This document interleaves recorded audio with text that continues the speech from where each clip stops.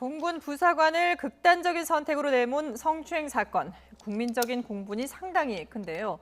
오늘 국방부 검찰단과 조사본부가 공군본부 검찰부와 법무실을 압수수색했습니다. 이런 가운데 여군 불법 촬영 사건을 수사 중인 군 수사기관이 피해자에게 2차 가해를 하고 심지어 피해자를 성희롱했다는 주장도 나왔습니다. 방혜린 군인권센터 상담지원팀장과 관련 내용 들여다보겠습니다. 안녕하십니까? 네, 안녕하십니까? 예. 자, 먼저 공군 19 전투비행단의 불법 촬영과 관련된 내용을 좀 살펴볼 텐데요. 예. 이후에 지금 이제 그 군 인권센터에서 추가 폭로를 하지 않으셨습니까? 네네. 그리고 계속해서 이제 제보도 받고 있다라고 했는데 네. 혹시 추가로 더 들어온 제보 내용들 어떤 것들이 있는지 소개를 좀 해주실까요? 이제 추가로 더 제보가 들어오는 것은 뭐 같은 공군에서 일어났던 성추행 피해나 네. 성희롱 피해들에 대해서 조금씩 들어오고 있고요. 예. 또 저희가 이제 추가로 확인하는 과정에서 뭐 어제 말씀드렸다시피 민간인 피해자들도 있는 상황인 것, 이런 이제 조그마한 정보들은 계속 들어오는데 예. 아직까지 그렇게 많은 정보들 들어오고 있지는 않습니다. 아무래도 이제 이 사건이 어떻게 해결되는지를 보고 예. 이제 숨어 있는 피해자분들이 어떤 식으로 접근을 할지, 이걸 내가 뭐 공론화를 할지 아니면 뭐 수사를 요구할지 이런 것들 좀 정하게 될 것 같고요. 그 말씀은 이게 군 내부에 이런 문제들이 있다 하더라도 피해를 입었다 하더라도 선뜻 나서서 이걸 공개적으로 제보하기는 쉽지 않다 이런 환경이라고 보면 될까요? 네, 그렇습니다. 예. 앞으로 수사가 어떻게 진행되는지가 중요하겠군요. 예. 예. 자, 이제 추가 피해자도 공개를 했고 민간인 피해자도 있는 상황이었는데 관련해서 또 새롭게 나온 내용이 있습니다. 이 불법 촬영 사건과 관련해서 초동 수사를 할 때 군사경찰이 이 불법 촬영 피해자에게 2차 가해를 했다는 정황도 나왔습니다. 네. 어떤 말이 오갔다는 건지 좀 짚어볼까요?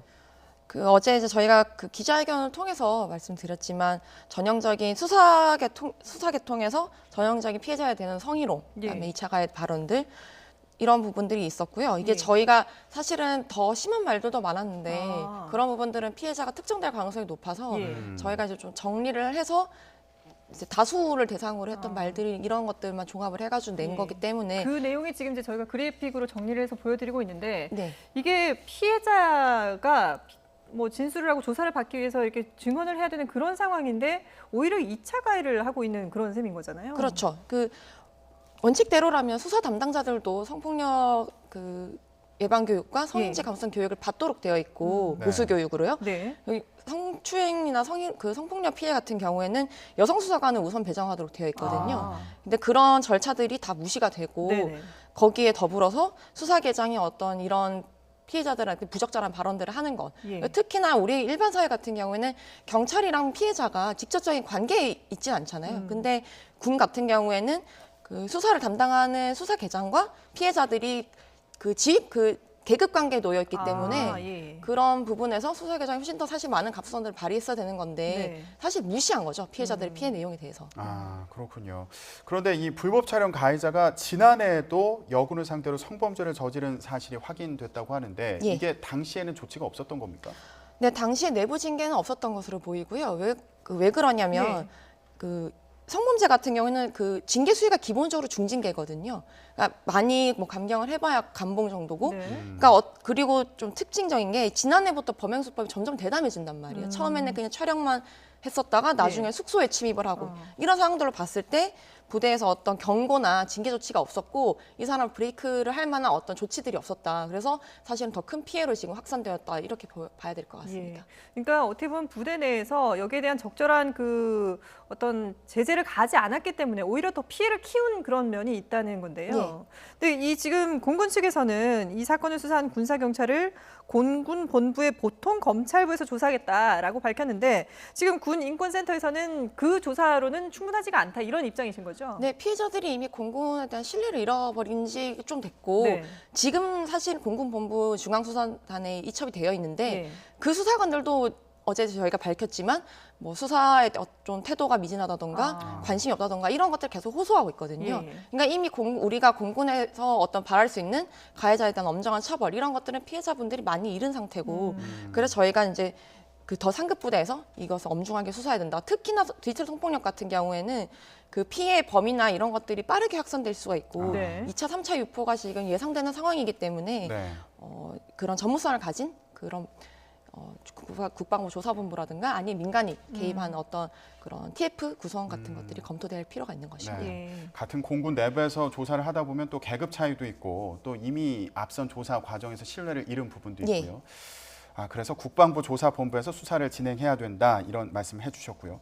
그런데 아예 군 사법 체계를 바꿔야 된다 이런 목소리도 있는데 국회에서도 관련 논의가 진행이 될 것으로 보이는데요. 네. 성범죄와 관련해서는 민간 사법 체계에서 수사부터 그 처벌까지 다 진행을 해야 된다 이런 주장도 있고요. 그리고 항소심 같은 경우에는 민간 법원에서 담당하도록 해야 된다 이런 주장도 있는 상황입니다. 네. 어떻게 보고 계신가요? 비군사 범죄 같은 경우에는 그 군사법원이라는 것이 어떤 우리가 알지 못하는 군 관련된 범죄들 뭐 방첩이라든가 아니면 방산비리 이런 부분들 사실 집중적으로 다루기 위해서 설치된 것인데 네. 사실 그런 기능을 하고 있지 않고 평시엔 대부분 다 비군사 범죄에 대해서 처벌하고 있거든요. 네. 근데 특히 성폭력 같은 경우에는 뭐 여러 번 통계도 말씀드렸지만 기소율이나 실형 선고율 같은 것들이 민간 법원에 비해서 현저히 떨어지고 예. 그다음에 그 어제 기자회견 통해서 아시다시피 수사랑 그 재판을 담당하는 그 형사 절차 자체가 성인지 감성이 많이 떨어져 있는 상태이기 때문에 더 이상 피해자들이 군에 대해서 어떤 내가 신고를 한다거나 제대로 처리될 것이라는 믿음 자체를 잃어버린 지 좀 된 거거든요. 네. 그래서 저희가 이제 비군사 범죄, 특히 성폭력 범죄 같은 경우에는 수사랑 처벌, 그 재판 과정을 전부 다 민간에 이양해야 된다. 그리고 2심 법원만 이양하는 것도 사실 문제인 것은 1심에서 이미 증거랑 진술 다툼이 다 있는 상황에서 2심이 네. 넘어가는 거기 때문에 네, 네. 재판을 바로잡으려면 사실 1심부터 들어가야 되는 것이거든요. 네. 그래서 2심 법원을 존치하는 것이 그렇게 2심 법원만 바꾸고 1심 법원만 존치하는 것이 그렇게 의미가 있느냐 이런 부분들도 좀 논의의 대상이 될 수 있을 것 예. 같습니다. 아예 비군사 범죄의 경우에는 수사, 기소, 재판을 다 민간 법원에서, 그러니까 예. 민간에서 담당해야 된다라는 예. 거죠. 예. 근데 이게 군대라는 그런 특수성 때문에 사실 네. 이런 문제점들이 드러날 때마다 군에서는 국방부에서도 그렇고 군 내부의 어떤 병역 문화를 개선해서 이런 문제들이 생기지 않도록 하겠다라고 얘기는 해왔는데 예. 그게 개선이 안 됐던 거잖아요. 그리고 이번 사건들이 이렇게 터졌을 때 군대 내에 어떤 이런 그 성 문제와 관련된 매뉴얼이 없는 것도 아니고 사법 체계가 없는 것도 아니다. 문제는 여기에 대한 인식이 잘못되어 있는 거다. 이런 지적들이 많았거든요. 네. 어떻게 보세요? 그러니까 매뉴얼과 그 군역법 이런 것들 다 잘 만들어져 있는데 네. 이대로 적용을 하지 않기 때문에 사실 일어나는 문제들이거든요. 네네. 이번에 그 이중사님 사건도 그렇지만 국선 변호인 선임할 때 문제가 뭐였냐면 그 지침상에는 여성 법무관이 배정이 되도록 돼 있고 네. 여성 법무관이 없으면 민간에서 위촉된 국선 변호인이 선임될 수 있도록 안내를 한다 이런 식으로 되어 그 있단 말이에요. 민간 변호인도 여성으로 주로 하는 여성으로 건가요? 배정을 예. 하죠. 아. 그러니까 그런 부분들이 사실 다 디테일하게 만들어져 있는데 예. 이걸 다 무시하고 그 남성 법무관이 배정이 됐고 그마저도 제대로 지원되지 않는 그런 일들 때문에 피해자가 결국에는 구제받지 못하고 사망에 이르게 되는 네네. 그런 일들이 벌어지지 않았습니까? 그래서 네. 이게 과연 뭐 매뉴얼상의 문제만 있는 건지 예. 그런 것들도 이번에 좀 면밀히 살펴봐야 될 것 같고요. 그러니까 우리가 이 제도를 만들어 놓고 이 제도를 활용하는 과정에서 군이 어떤 조직 보이나 이런 부분들을 더 우선시하다 보니 피해자를 위한 어떤 감수성이나 성인지 감수성, 특히 성인지 감수성 부분에 대해서 너무 미진한 상태에 있는 거 아닌가 네네. 이런 거에 대한 진단이 필요한 것이죠. 네, 알겠습니다. 일단 조사 단계부터 지금 신뢰를 잃은 상황인 만큼 예. 민간 사법 체계에서 조사하는 그런 방안에 대해서 의견을 내주셨습니다. 공군 부사관 성추행 사건과 관련해서도 말씀을 해주셨는데 네. 이 사건도 지금 수사의 속도를 내고 있습니다. 현재 국방부 검찰단 그리고 조사본부가 수사를 하고 있는데 어제는 공군 군사 경찰단을 압수수색을 했거든요. 네. 근데 오늘은 공군 본부 검찰부와 법무실을 압수수색했습니다. 네. 잇따라서 강제 수사에 나선 상황인데요. 근데 1일에 공군으로부터 사건을 넘겨받은 상황인데 이게 신속한 수사를 약속했지만 좀 늦은 거 아니냐 이런 지적도 할 수 있을 것 같아요. 어떻게 보고 계세요? 처음에 사실 압수수색을 할 거면 압수수색을 들어갔어야 했는데 그냥 처음엔 수사만 했었잖아요. 네. 사실 그 가서 미리 시그널을 준 거죠. 누가 압수수색을 그렇게 예고를 하고 들어갑니까? 예. 압수수색이라는 것은 사실 긴급성이나 이런 신속성 때문에 실시를 하는 것인데 네. 사실 그 마음만 먹는다면 뭐 공군 검찰이나 공군 법무실에서 증거나 조작이나 인멸을 할 수 있는 충분한 시간들이 생긴 것이고요. 네. 특히나 오늘 공군 법무실에 압수수색이 됐는데 이것도 인권나래센터만 된 거거든요. 이 인권나래센터가 뭐냐면 그 국선 변호인 제도를 안내해주는 그런 이제 인권 관련된 뭐 인권 법무관이나 이런 것들 안내해주는 시스템인데 예. 지금 이슈가 된 인권 국선 변호인에 대해서만 조사를 하겠다라는 것이죠. 네. 근데 실제로 이 사실상 수사 지휘와 지침을 다 시달하는 법무실의 핵심 기구, 특히 법무실장의 어떤 오더를 받아서 법무실들이 움직이는데 예. 그런 부분에 대해서는 압수수색이 이루어지지 않았다는 점은 눈 가리고 아웅식의 수사가 계속 이루어지고 있다 이렇게 판단해야 되는 것입니다. 예. 지금 국회에서도 이제 국방부에서 현안 보고를 하고 있는 상황인데 사실 이번 사건 같은 경우에는 여러 가지로 조직적으로 은폐 의혹도 있고 뭐 축소하려는 의혹도 있지 않았습니까? 예. 근데 서우 국방부 장관이 오늘 그 얘기를 하면서 국민께 심력 끼쳐서 거듭 송구하다라고 사죄를 하고 대통령 지시처럼 개선에 최선을 다하겠다라고 얘기를 했는데 사실 그러면은 대통령의 지시가 없었으면 어떻게 할 뻔했는지 이런 또 의문도 들거든요. 그 대통령의 지시가 만약 없었다면 법무실에서 알아서 처리를 했을 가능성이 높고요. 예. 그러니까 국방부가 이제 조사본부까지 해야 되나? 처음에는 국방부 공군본부 법무실에서 TF가 꾸려졌고 그렇죠. 예. 여론의 이제 문매를 맞으니까 국방부 조사본부로 넘어간 것이거든요. 네. 근데 제가 아까 앞서서 말씀드렸다시피 사실 국방부 조사본부나 네. 공군본부 뭐 검찰이나 여기나 다 같은 식구란 말이에요. 특히 아. 국방부 조사본부 같은 경우에는 합동군이기 때문에 예. 안에 공군 수사관들도 있고요. 예. 국방부 검찰단에도 공군 수사관들이 있고 공군 법무관들이 있으니까 이게 사실 그렇게 의미가 있는 행위는 아니라는 것이죠. 네, 네. 그리고 공군 법무실장 같은 경우에는 이미 준장인데 장군을 국방부 구조 내에서 장군을 수사한다는 건 사실상 어려운 일이거든요. 그러니까 이런 부분들이 사실은 내부에서 다뤄질 것이 아니라 외부의 뭐 국회 청문회라든가 뭐 국정조사 아니면 특검을 통해서 네. 명명백백히 알려져야 되는 부분들이 있는 것입니다. 예. 네. 국방부 조사본부의 조사 과정에 대해서도 문제점을 지적을 해주셨는데요. 그런데 이런 뭐 수사 과정뿐만 아니라 국선 변호인 측의 문제도 지적이 잇따라서 되고 있는 상황입니다. 예. 국선 변호인이 직접 면담을 하지 않았다 이런 주장이 나와서 논란이 됐는데 이 부분 좀 짚어주시죠. 어떻게 된 일인가요? 국선 변호인이 유족 뭐 피해자 요청이 없어가지고 하지 않았다 이렇게 얘기를 하는 것을 저도 언론을 통해서 봤는데요. 네. 제가 아까 말씀드렸다시피 지침대로라면 여성 법무관이 배정이 돼야 되고 그가 불비하면 민간에서 어떤 이제 국선 변호인으로 위촉받을 수 있도록 안내를 하고 또 특히나 성폭력 범죄 같은 경우에는 여가부에서 지정한 범죄 피해자 예산을 통해서 또 변호인을 선임할 수 있는 제도들이 있거든요. 네. 근데 그런 제도들이 제대로 안내가 되지 않고 남성 국선 변무관을 선임하게 한 것. 이런 것들 다 사실은 법무실에 조정을 하는 거란 말이에요. 예. 특히나 성범죄 같은 경우에는 군대 내에서 악성사고, 3대 악성사고이기 때문에 예. 무조건 본부까지 보고가 올라가도록 돼 있고 법무실장이 이것을 다 컨트롤하도록 돼 있는데 법무실 자체가 피해자 보호에 총체적인 어떤 부실함을 보여준 것이죠. 예. 그런 태도들이 있으니까 국선 변호인도 피해자에게 어떤 적극적인 피해자 보호를 위한 노력이나 지원을 위한 노력을 하지 않게 되는 것이고요.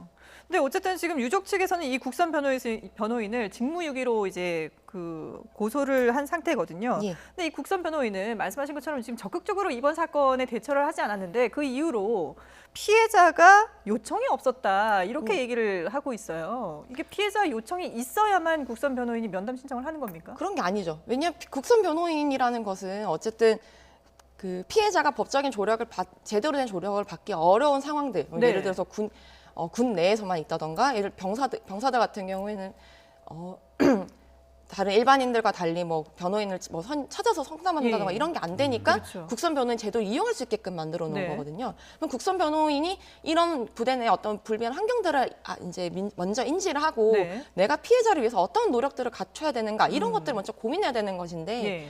그게 피해자가 요청이 없었다 그래서 내가 뭐 면담을 할 이유가 없었다 이렇게 얘기하는 거는 완벽한 직무유기인 거죠. 예. 저희가 지금 국선 변호인과 관련된 논란을 짚어봤는데 이번 사건이 불거지면서 또 문제로 지적되는 부분이 있습니다. 바로 군대 내 인사관리 시스템에 대한 얘기인데요. 피해자가 부대를 옮기더라도 이 인사관리 시스템에 이 성관련 피해 사실이 계속 꼬리표처럼 따라다닌다 이런 얘기가 나왔습니다. 상당한 문제로 지적이 될 수 있겠는데 어떻게 보시나요? 네, 뭐 군 같은 경우에는 면담 기록이나 이런 것들을 반드시 남기도록 되어 있어서 그런 부분에서 이제 성추행 피해자나 성폭력 피해자들이 면담 요청을 하면 이런 사실로 면담을 했다 이런 기록들도 남게 되고요. 네. 그다음에 뭐 이번에 그 이중사님이 쓰셨던 청원휴가 같은 경우도 범죄 피해자를 위한 청원휴가로 명목이 정해져 있거든요. 그런 부분들이 계속 그 행정 편의주의적인 이유 때문에 남게 되니까 피해자들이 제대로 된 어떤 구제 절차를 밟을 수가 없는 것이죠. 왜냐하면 내가 이 부대를 떠나서 새로운 어떤 환경에서 적응해보려 하더라도 인사실무자들이나 지휘관이 이 정보를 다 공유를 하고 있거든요. 그렇게 되면 이 사람을 통해서 일어날 수 있는 2차, 3차의 어떤 뭐 유언비어 유포나 피해들이 예상될 수밖에 없으니까 피해자들이 어떤 구제 시스템을 이용하는 것 자체를 꺼리게 된다는 거죠. 네네. 그래서 이런 부분들은 좀 피해자가 느낄 수 있는 어떤 감수성의 부분들에 대해서 접근을 해야 되는 것인데 그런 게 이번 사건을 이제 처리하면서 이런 제도적인 부분도 좀 개선돼야 될 것으로 보입니다. 근데 사실 이번 사건이 이제 국민들의 공분을 사면서 이렇게 이제 사건이 좀 더 커지고 많은 부분을 이제 들여다보게 되는 그런 계기가 된 건 분명한데 네.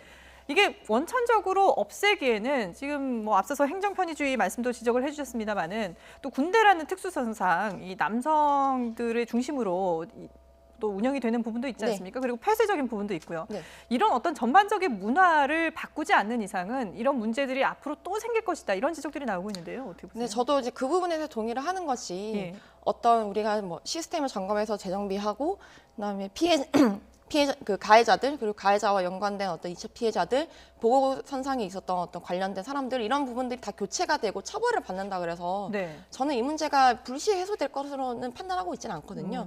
왜냐하면 어쨌든 군이란 조직이 같이 공유하고 있는 군대 문화 이게 굉장히 남성 중심적이고 조직 폐쇄적이고 예. 그다음에 여성 위계 질서도 강하고요. 네, 위계 예. 질서도 강하고요. 여성에 대한 어떤 감수성이 반보되어 있지 않는 네네. 이런 조직 문화가 계속 된다면 사실 이거는 행위자만 바뀌는 거지 문제는 계속 이루어질 거라는 거죠. 그래서 이런 부분들이 사실은 좀 접근이 돼야 되는 부분이 있고 네. 특히 이제 이 기회를 통해서 그런 어떤 외부의 시각으로 이런 것들 정비할 수 있는 어떤 제도들이 좀 마련돼야 되는 것도 있는 것 같습니다. 예. 이번 사건이 대통령의 지시 때문에 들여다봐야 되는 것이 아니라 정말 전반적인 이런 그 피해들이 일어나지 않도록 폐쇄적인 문화를 좀 개선할 수 있는 그런 계기가 됐으면 합니다. 지금까지 방혜린 군 인권센터 상담지원팀장과 함께했습니다. 오늘 말씀 잘 들었습니다. 네, 감사합니다.